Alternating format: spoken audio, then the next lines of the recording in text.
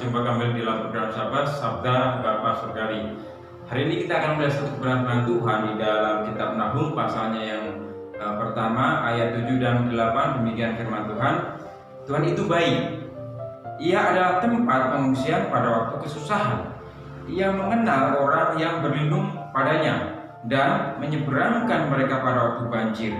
Ia menghabisi sama sekali orang yang bangkit melawan dia, dan musuhnya dihalonya ke dalam gelap. Saudara kasih Tuhan, kalau dikatakan Tuhan itu baik, berarti ada yang pernah merasakan kebaikan Tuhan. Begitu juga kalau dikatakan orang itu baik, pribadi itu baik, berarti ada pribadi, ada orang-orang yang telah mengenal, merasakan, melihat, menyaksikan kebaikan orang tersebut.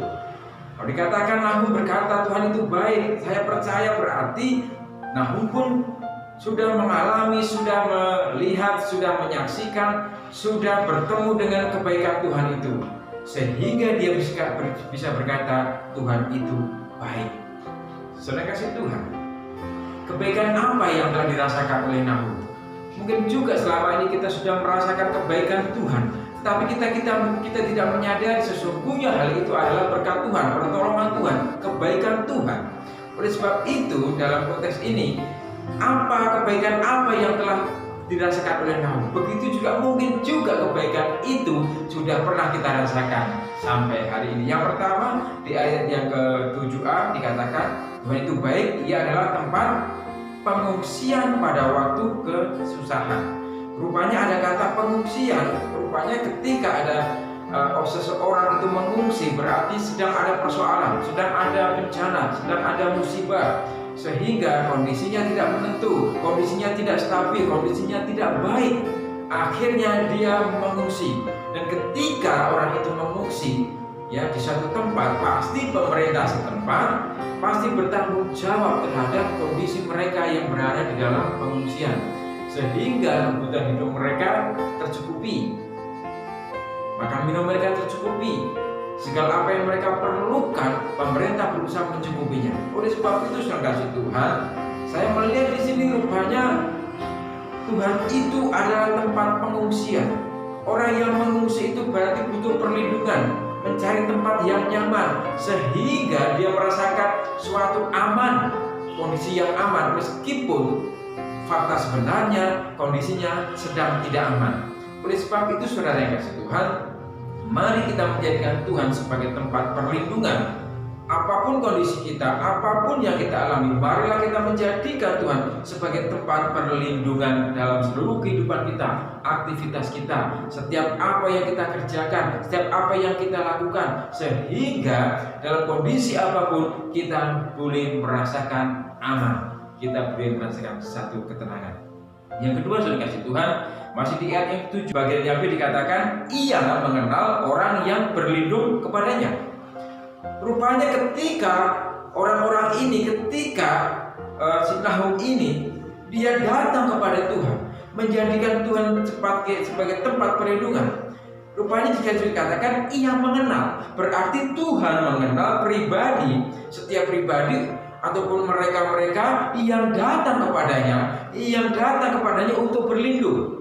Berarti juga Tuhan mengenal saudara dan saya ketika kita datang kepada Tuhan untuk memohon perlindungan, untuk memohon campur tangan Tuhan dari segala apa yang kita alami. Mungkin saat ini kita mengalami kondisi yang tidak menentu, mungkin saat ini kita mengalami suatu keadaan yang tidak menentu, mungkin kita mengalami juga tekanan hidup kita, ada persoalan dalam hidup kita, sehingga kita datang kepada Tuhan untuk memohon perlindungan. Di sisi lain itu firman Tuhan katakan ia mengenal, ya, ia mengenal setiap pribadi yang datang kepadanya.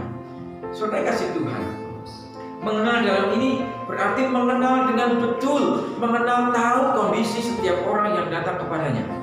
Kenapa kita mau berlindung kepada Tuhan? Karena kita tahu Tuhan itu penuh kuasa, Tuhan itu sanggup menolong saudara dan saya. Dan Tuhan pun juga tahu kondisi kita ketika kita mau datang kepadanya.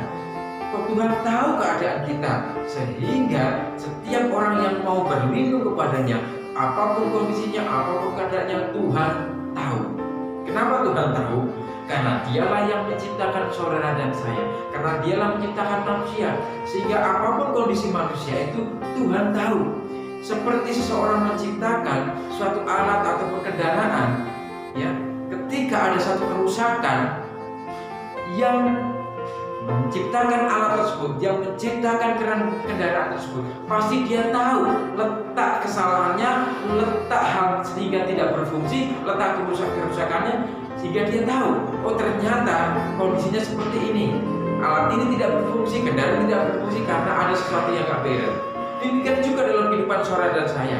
Tuhan mengenal, Tuhan tahu kondisi kita, apa yang kita alami, sehingga kita datang kepadanya. Saya yakin Tuhan tidak pernah meninggalkan saudara dan saya. Yang ketiga, saudara kasih Tuhan, di ayat yang 8 dikatakan, Ia menyeberangkan mereka pada waktu banjir.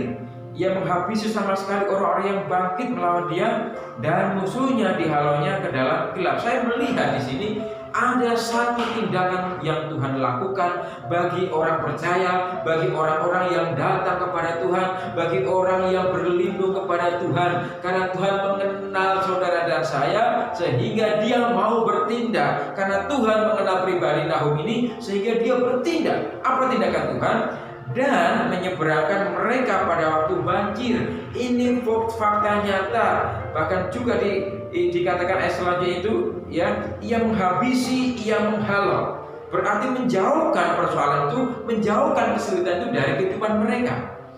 Saudara kasih Tuhan, karena Tuhan mengenal dengan baik, karena Tuhan mengasihi saudara dan saya, karena Tuhan tahu kondisinya, makanya dia berbuat.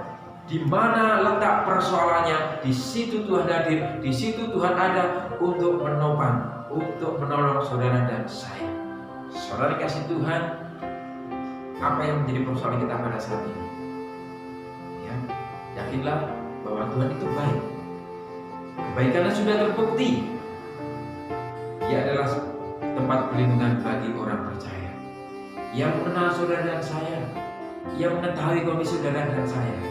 Dan juga Tuhan tidak pernah meninggalkan saudara dan saya, karena dia mau bertindak untuk menolong saudara dan saya. Sehingga apa yang dilakukan Tuhan terhadap kehidupan saudara dan saya akan mendatangkan suatu kebaikan bagi kehidupan orang percaya. Bukan hati kita di hadapan Tuhan. Kami bersyukur Tuhan, kesempatan hari ini Engkau baik bagi kami Tuhan. Kebaikan sudah terbukti dari dulu sekarang.